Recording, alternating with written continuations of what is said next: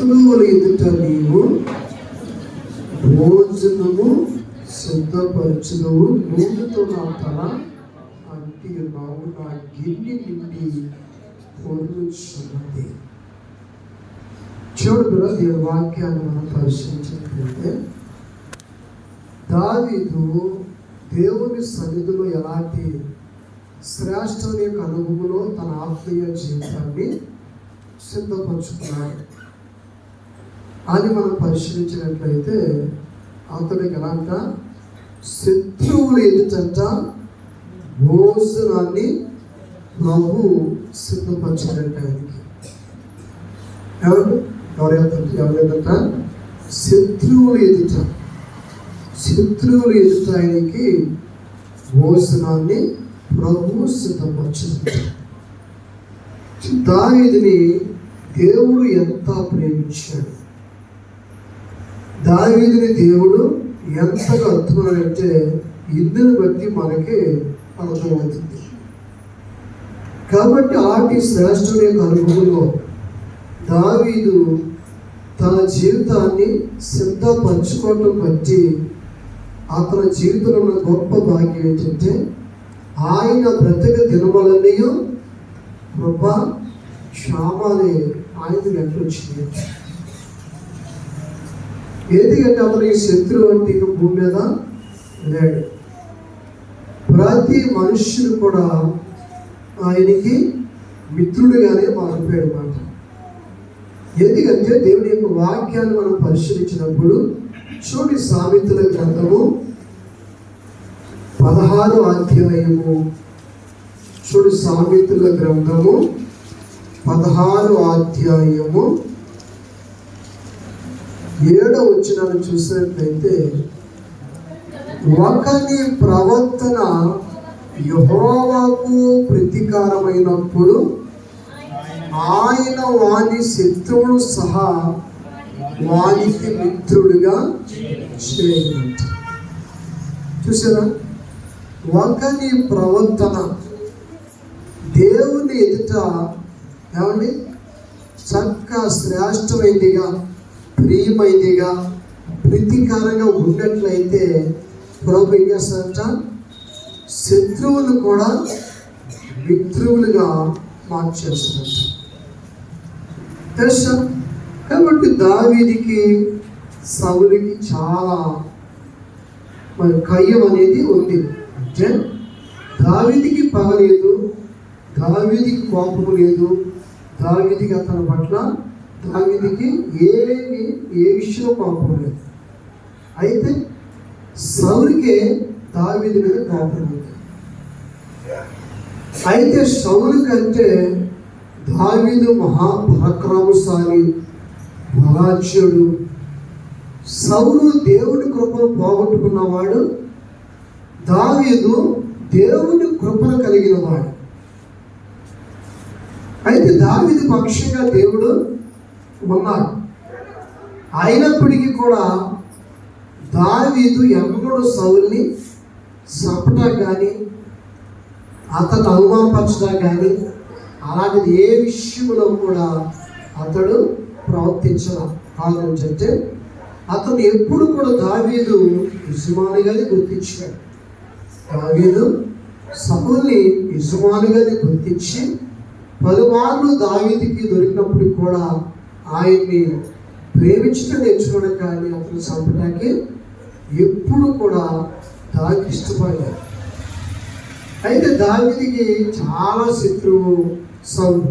అయితే ఒకనొక దినాన్ని అతను పడుకొని నిద్రపోతున్నప్పుడు దావీదు అతను సమీపించినప్పుడు దావీదు ఆ విషయాన్ని యాబాబు యొక్క సహోదరుడు ఇద్దరు వెళ్ళినప్పుడు అక్కడ సౌలు నిద్రపోతూ ఉంటాడు అన్నమాట.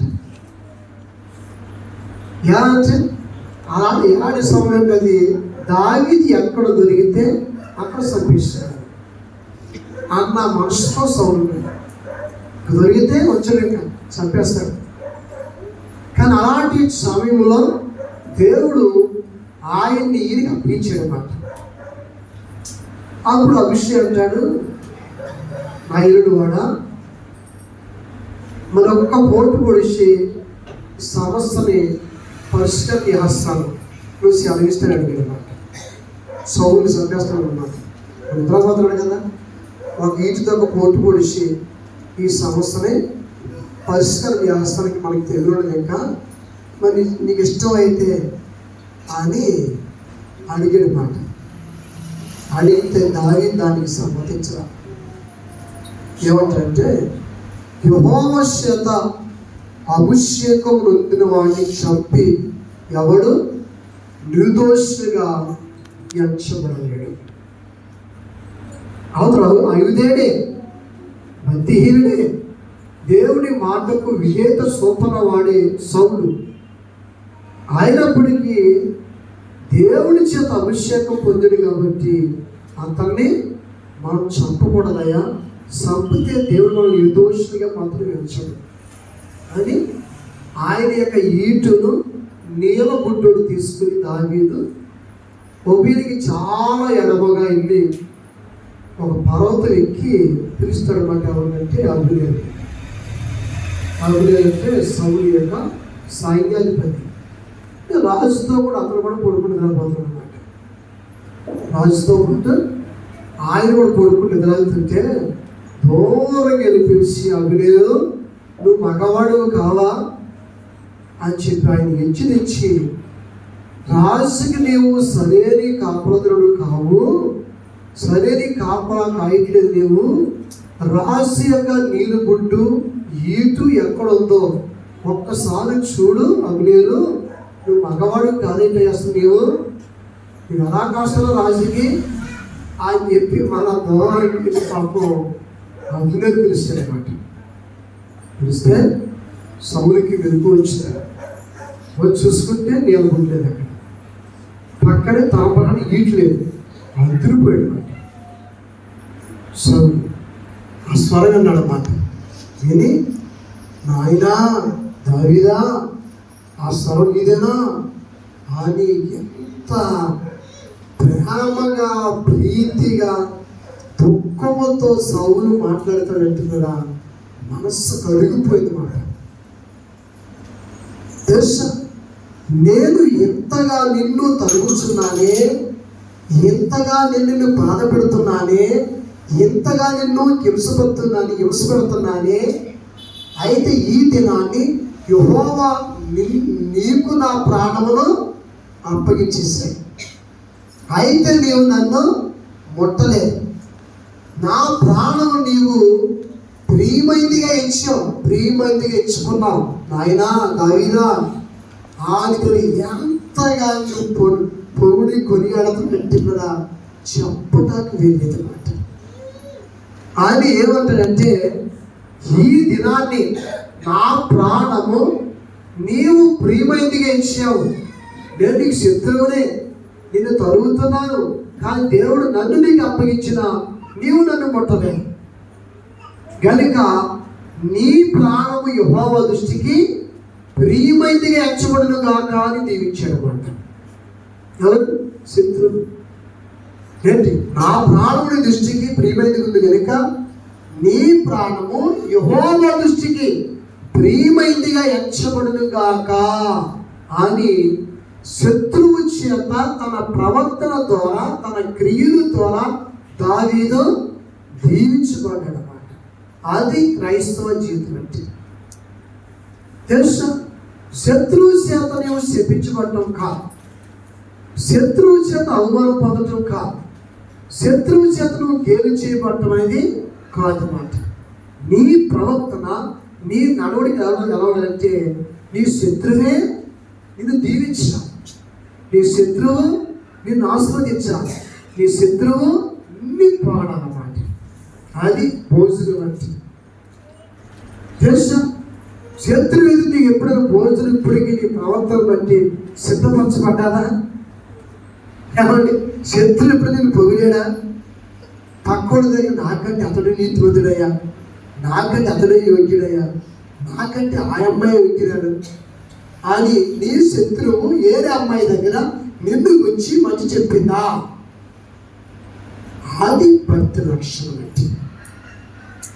ఏమండి, మరి అక్కడ సైనికులు ఉన్నారు, గొప్ప సమూహం, ఇంచుమించు 3,000 మంది ఎంట పెట్టుకుని తరుగుతున్నాడు దావీదుని.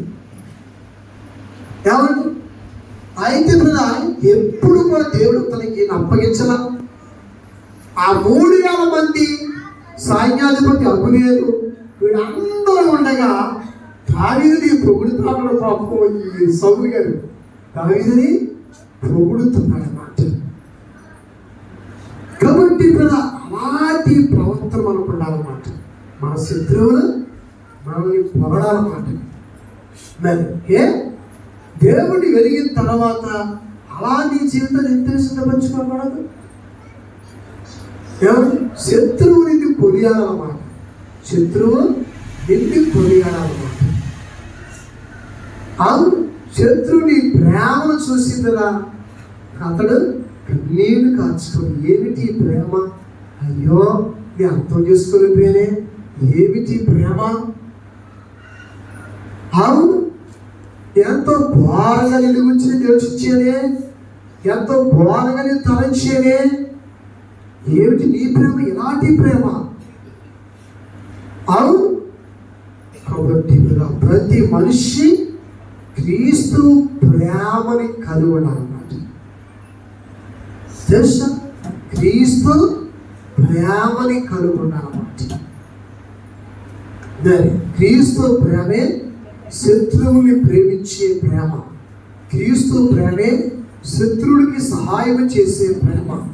క్రీస్తు ప్రేమే శత్రువుని పొగిడేటట్లు, శత్రువుని భోజనం పెట్టినప్పుడు మన అందరూ క్రీస్తుకి శత్రువులు కావా? యశ్వర దేవుడా నువ్వు చెప్పొచ్చావా అన్నవాడిని మనందరూ గొప్పవాడు. ఏమండి? యావ భోజనం ఎక్కడ చదవడానికి మన అయితే మన ప్రవర్తన ఆయనకి ఆహారంగా మారిపోయింది. మన నడవడికలు ప్రభుకి ఆహారంగా మారినది. మన జీవిత విధానం ప్రభుకి ఆనందముగా మారిపోయింది. ఏమండి? ఆయన సాక్ష్యం గిన్ని నిండి పొన్ని పోలినట్టుగా ప్రపంచం అంతా సాటేది ఎవరు అంటే ప్రభుని యేసుక్రీస్తుని. క్రీస్తు శత్రువులే, క్రీస్తు శత్రువులే ప్రపంచంలో యేసుక్రీస్తు వరకు సాటించు సరిపోతున్నారు. వాళ్ళ ఆస్తులు అమ్మేస్తున్నారు, వాళ్ళ జాబులు విడిచిపెట్టేస్తున్నారు, భార్య విడిచిపెట్టేస్తున్నారు, తల్లిదండ్రులు విడిచిపెట్టేస్తున్నారు, సమస్తాన్ని విడిచిపెట్టి వివాహాలు మానేసుకుని క్రీస్తు శత్రువుని దినాన్ని ఎంతగా ప్రపంచంలో సాగుతున్నారంటే హతసాక్షులు అయిపోతున్నారు కొందరైతే ఆయన కొరకు. ఇదే కారణం ఆయన ప్రేమ. ఆయన ప్రేమ ఉండదు. అలాంటి ప్రేమ నీలో ఉందా? నీ శత్రువు నీ కొరకు కన్నీరు కాల్చే ప్రేమ, శత్రువు నీ కొరకు త్రాస్తంభించే ప్రేమ, అలాంటి ప్రేమ ఉందా? దాన్ని పరిశీలన చేసుకోవాలి. అలాంటి ప్రేమ ఉన్నప్పుడు నీ బ్రతికే దినమంలో కృపాక్షేమం ఎందుకు రావు? అవును, నువ్వు ఎక్కడికి వెళ్ళినా కృపాక్షేమే. నువ్వు శత్రువు లేడు మాట. ఇంకా భూమి మీద నీకు శత్రువు లేదు. ఎక్కడికి వెళ్ళినా మిత్రువునే. నీ ప్రవర్తన యెహోవాకు ప్రీతికరమైనదిగా ఉందన్నమాట. జ్ఞానుడు అవకాశాన్ని నీవు తీసుకో. అవకాశం దొరికిందని మాట్లాడు. అధికారాన్ని బట్టి శ్రమణ అన్నమాట. ఎప్పుడు మంచి అనుభవంలో, మంచి ఆత్మీయతలో నీ ఆత్మీయ జీవితాన్ని సిద్ధపరచుకోవటానికి ఇష్టపడతారు. ఎందుకని మనకి ఒక కాపరి ఉన్నారు. ప్రధాన కాపరి ప్రత్యక్షమవుతున్నట్ట ఆయన. మరి ఆయన ప్రత్యక్షమైనప్పుడు వాడవారని మహిమ కిరీటాన్ని మనం పొందాలి అంటే ఇప్పుడు నీ భార్యకి ఎవరు కాపరు అయి ఉన్నావు? కొట్టేవాడు ఉండకూడదు, దూషించేవాడు ఉండకూడదు. నీ భార్య ప్రేమించు.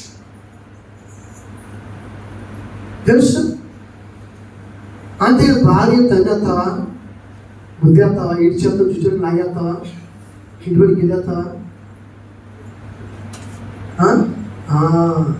నీవు నీ భార్యకి భర్త అయితే నీకు కూడా భర్త. మన అంతా ఇప్పుడు ఆయనకి ఏం చెప్తావు? మరి నువ్వు చేసే వాళ్ళకి చుట్టూ చేస్తేనా నీ జీవితం తలపొడి తాగలేదు. ఆయన చుట్టూ కట్టుకున్నాడా నీకు తలపొడి తాగలేదు. చెప్పని వేసాడా ఎప్పుడు సరిపోయి ఇంకా నడుపు కుట్టాడా ఈ నడుపు తిప్పాడు. నీ భార్యకి ఇది నడుపు కొంచెం వాస్తా అయితే ఏడు పడతాయి. ఆయన కొట్టాడు తొలగే కొడితే తొలగడు వస్తుకుపోతుంది. మరి కాబట్టి మనందరికీ కూడా ప్రధాన కాపరైన ప్రభువైన యేసు క్రీస్తు అన్నమాట తెలుసు. కాబట్టి ఇప్పుడు అప్పగింపబడిన వాళ్ళ మీద ప్రభుగా ఉండకూడదు చెప్పింది బైబిల్ మాట. నీకు ఎవరిని అప్పగించారో వారి మీద నీవు ప్రభువుగా ఉన్నట్లు పెత్తనం అనేది నేను చేయకూడదు, మీరు చేయకూడదు. ఎంత మట్టికి అన్నికి మనకి ఒక డ్రైవర్ ఎలా ఉంటాడో అలా ఉండాలి కుటుంబం యొక్క కేసుమాన్.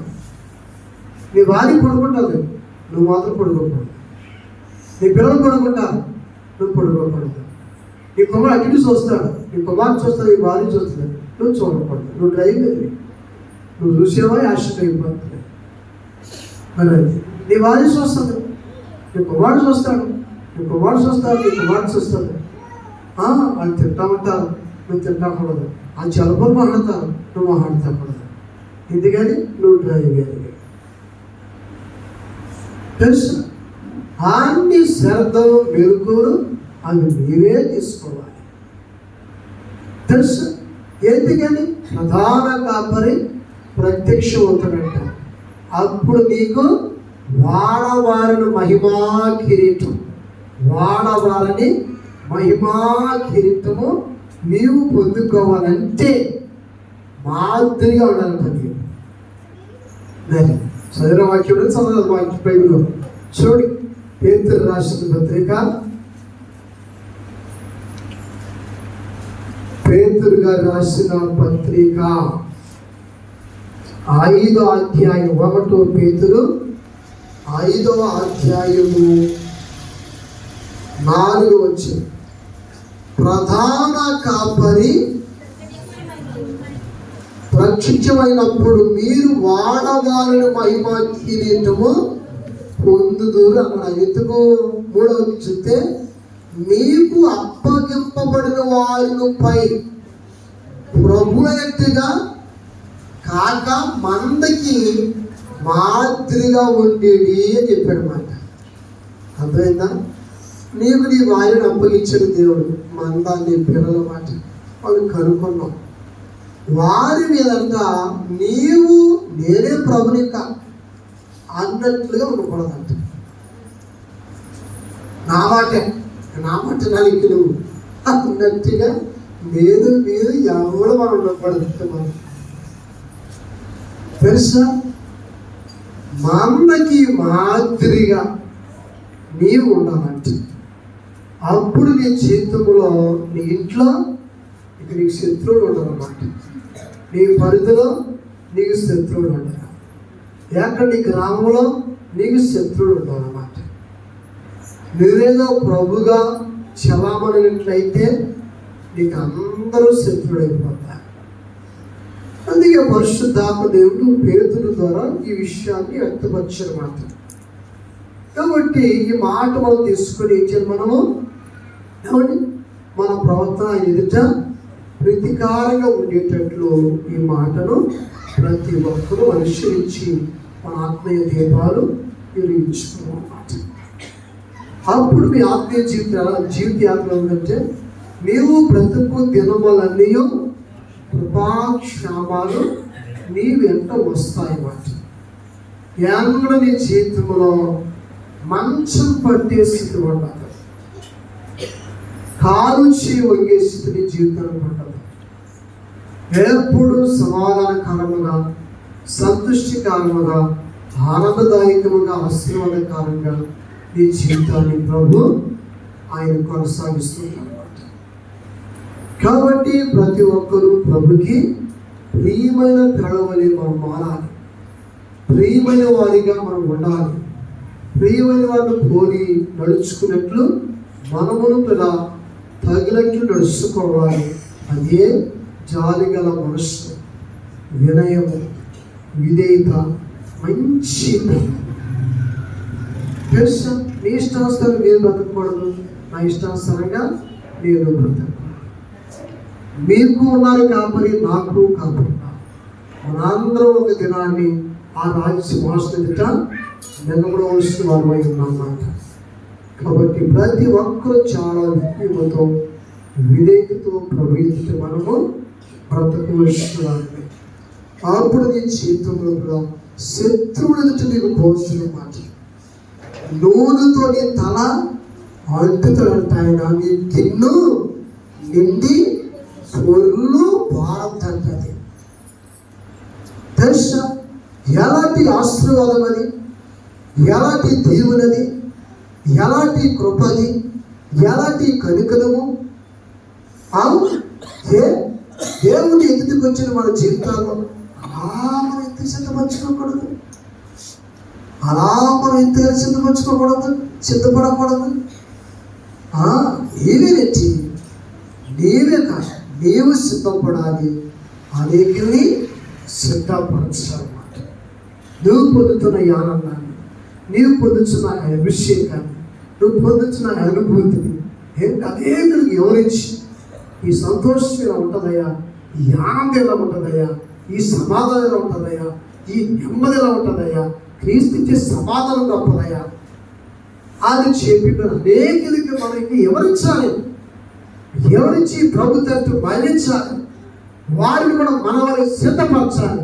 క్రైస్తవులు అబ్రాయి గారు సిద్ధపడ్డారు, మాలాంటి వాళ్ళని అందరూ సిద్ధపడినట్లు కృపావరం సమకూర్చారు. తెలుసా ఈ సహవాసంలోకి అందరూ వస్తారో అందరికీ ఆ వాగ్దానాలు వర్తిస్తాయన్నమాట. అలా ఎన్నో సమకూర్చారు. తల్లిగా తండ్రిగా మీ పిల్లలకి ఒక వాగ్దానం బట్టి సమకూర్చలేకపోయినేమో నాకు తెలియదు. ఇంతకాలం మీ భక్తులు మీ పిల్లలకి వాగ్దానం ఉందా? మీ పిల్లలకు ఒక కృపావరం సమకూర్చారా? మీరు పరిశీలన చేసుకోండి. ఏం సమకూర్చారు మేము? సమకూర్చకపోగా దేవుడి కృపను పోటు చేసుకుంటున్నాం, దేవుడిచ్చే ఆత్మను పోటు చేసుకుంటున్నాం, దేవుడిచ్చే ప్రేమను పోటు చేసుకుంటున్నాం, దేవుడిచ్చే పరిశుద్ధతను పాటు చేసుకుంటున్నాం, దేవుడిచ్చే నీతిని పాటు చేసుకుంటున్నాం, దేవుడిచ్చే ఓర్పును పాటు చేసుకున్నాం, దేవుడిచ్చే సహనాన్ని పాటు చేసుకున్నాం, దేవుడిచ్చే సాక్ష్యాన్ని పాటు చేసుకున్నాం. తెలుసా ఇంకా సాక్ష్యాన్ని బట్టి ఇంకా నీ పిల్లల్ని సాక్షులుగా సిద్ధపరచవలసి ఉండగా, నీ పిల్లల్ని శ్రేష్ఠులుగా సిద్ధపరచవలసి ఉండగా, ఒకదాన్ని 100గా మార్చవలసి ఉండగా ఒకదాన్ని 0గా చేసుకున్నాం. ఎవరికి లాస్ట్? ఎందుకు సమకూర్చారంట? ఎన్నో సమకూర్చేశారు. ఇండియా మీదే చాలా అధికారాన్ని సంపాదించారు ఈ సహవాసానికి. రాజసముద్రం తెచ్చి ప్రభు ధరింపు చేశారంట. ఇండియా మీద నీకు సర్వాధికారం ఇస్తున్నానయ్యా అని ప్రభు వాగ్దానం చేశారు. అంతవరకు సహవాసం నిలబడదని చెప్పి ప్రభు వాగ్దానం చేశారంట. వాగ్దానానికి వాళ్ళకి ఈ లోక ప్రవాహానికి దీపుని కూలిపోతాయి, ఈ ఒత్తిడి మాత్రం కూడదని ప్రభు వాగ్దాన్ని చెప్పారంట దాయిసన్ అబ్రాయి గారికి. కాబట్టి దినాన్ని అలుపులైన వారిని, ఎందుకు పనికిరాని వారిని ఏర్పరచుకొని ఎరగల ప్రాంతాల్లో ఎంతో పరిచయం చేస్తున్నారు. ఇప్పుడు మన సహోదరులు ఆయా ప్రాంతాలకి వెళ్ళి ఎవరు ప్రపంచం ఎక్కేవాడు, కళ్ళు తాగుడు, వేస్ట్గా జీవించినాడు, వ్యర్థంగా బ్రతికే మనుషులు ఈవేళ అనేక ప్రాంతాలు ఏం చేస్తున్నారు? కదిలిస్తున్నారు, రగిలిస్తున్నారు. సాతాను బంధించి వాడు సేవ నుంచి విడిపించి దేవుని ప్రజలుగా మార్చివేస్తున్నారు మన సహోదరులు. మరి నీవైతే నీ కుటుంబాన్ని పాటు చేసుకుంటున్నావు, నీ జీవితాన్ని పాటు చేసుకుంటున్నావు, నీ సాక్ష్యాన్ని పాటు చేసుకున్నావు, నీ కుటుంబాన్ని సర్వనాశనం చేసుకుంటున్నావు. ఏది అప్పుడప్పుడు ఏమైపోయింది? ఎంత ఘోరమని. కాబట్టి ఇలా భక్తి చేస్తున్న మన జీవితాల్లో మనలో భక్తి అంటే ఉంటే శత్రువుని ఎదుట నీకు భోజనం పెట్టాలన్నమాట. శత్రువుని భోజనానికి విడిచిపెట్టాలి, బతుకులు పెట్టాలి. నీలో భక్తి అంటే ఉంటే మరి లేదంటే నువ్వు భక్తి హీనురాలివే. నీవు భక్తిహీనుడే. శత్రువుడికి భోజనం పెట్టట్లేదంటే నీవు భక్తిహీనుడివే. నీలో భక్తి లేదు అంటే నీలో ప్రేమ లేదు, నీలో ఓర్పు లేదు, నీలో దాతృత్వం లేదు, నీలో సహనం అనేది మాట. తెలుసా, నా సహోదరుడు నా మీద చెడ్డ సమాచారం చేశాడు. చేసి అసలు ఆ పాస్టర్ వచ్చాడు కాదు, పేదలకు అసలు పెట్టడం, ఉన్నవాళ్ళు ప్రేమిస్తాడు, ఉన్నవాళ్ళకి ఇస్తాడని చెప్పి సమాధానం చేసినప్పుడు నాకు బాధ అయింది. అప్పటికే వాడికి నేను 27 రూపాయలు ఇచ్చాను పాపం. 27 రూపాయలు ఇచ్చినప్పటికీ నా కోసం చెడ్డ సంపాదన చేస్తూ నాకు చాలా బాధ అయిపోయింది. ఇంటికి వెళ్ళడం మానేసింది. ఇంటికి వెళ్ళడం మానేసి ఇంకా మౌనం కూర్చోడం, ఇంకా ఏమి మాట్లాడతా, ఇంకా మౌనం అయిపోయింది. ముందు చర్చికి మనం వెళ్ళిపోతే ప్రారంభించాను. వెళ్ళిపోయి ప్రభు నేను మాత్రం నా వాళ్ళ కాదు సకల్లో వాళ్ళే ఆడుకున్నాను. ఏం జరిగింది కదా, నిన్న పొద్దున ఫోన్ చేసి 7 ఫోన్లో నా బ్రతికేలాగా అయిపోయింది, నా జీవితం ఎలాగ అయిపోయిందయ్యా, ఏది నేను పరిస్థితి అయిపోయిందయ్యా, నేను తాగిడికి అలవాటు అయిపోయాను, తాగిడికి బానిస అయిపోయాను, ఒళ్ళో పశ్చిమకి వచ్చేస్తున్నాను. ఒక భయం చూపించుకున్నాను, ఆయన శక్తి తగ్గలేదు, మరీ ఎక్కువైపోయిందయ్యా, ఎంతగా డబ్బులు పోలేమయ్యా అని చెప్పి ఫోన్లో ఏడుతున్నాడు. పాపం నేను ఫోన్ వచ్చి చూసి ఫోన్ చేసేది చేస్తే ఏంటంటే ఇలాగ చెప్పాను, అయ్యో బాగా ధైర్యంగా ఉంటుంది, ఎందుకు ఏమన్నా నీకు అని చెప్పేసి ఆయన భార్య పాపం బాలిత్రాలు రోజులు పిల్లమాట. ఆ అమ్మాయికి మా అబ్బాయి ఫోన్ చేస్తున్నాడు, మరి డబ్బులు తీసుకుని హాస్పిటల్స్ మొత్తం చూపించాలి, ఇంట్లో ఏం కావాలి మొత్తం ఏమన్నా మొత్తం కట్టి చూపించని చెప్పాను. అప్పటికే మామూలు శుభ్రపరిచి పాత మేము గానుగులు అన్ని సిద్ధపరిచేసి కానీ నేను పట్టుకెళ్తాను ఏదో చెప్తున్నామని చెప్పి మామూలు చెప్పాను. శుభ్రంగా పట్టుకెళ్ళి యాడ్ ఇచ్చి మమ్మల్ని తీసుకెళ్ళి హాస్పిటల్ చూపించి శుభ్రంగా చేసేసరికి మొత్తం భార్య పిల్లలు అందరూ కలిసి యాదిగా రాత్రి చర్చకి వచ్చేసి అయా అందరూ సంతోషం అయిపోయింది. ఎంత అందంగా అనిపించింది. అయ్యో ఇలాంటి కుటుంబాలు 100 కుటుంబాలు పోషిస్తానే, 100 కుటుంబాలు హాయిగా పోషిస్తానే, ఎందుకు ఇలాగ నా కోసం చెడ్డ సమాచారం చేయటం ప్రభా అని బాధపడ్డాను కదా. అవును 100 కుటుంబాలు పోషిస్తాను ఆగని హ్యాపీ. మీ పిల్లలకి మీకు ఏది నిప్పు తగలకుండా, తల మీద ఎండ తగలకుండా, మీద వస్త్రం మర్చిపడకుండా 100 కుటుంబాలు పోషించే వాగ్దానాలు ప్రభువుకి ఇచ్చారు. నువ్వు ఎక్కడికి వెళ్ళవసరం లేదు, నాతో కలిసి వస్తే చాలు, నీకు మంచి ఆహారం పెడతాను, మంచి వస్త్రం, మంచి కృప, 100 మంది సేవ చేసి ప్రాంతం తెలుసా. నీ అప్పులు ప్రభు తీర్చేస్తాను, నీకు మంచి ఇల్లు ఇస్తాడు, మంచి బైక్ ఇస్తాడు, నీకు ఏది కూడా ప్రభు అందిస్తాను. నేను నువ్వు వచ్చి కూర్చో, నీకు ఏది కుదురు అంటాస్తాను. నీ పిల్లలు రాణిలాగా రాజు కుమారులను మారిపోతారు.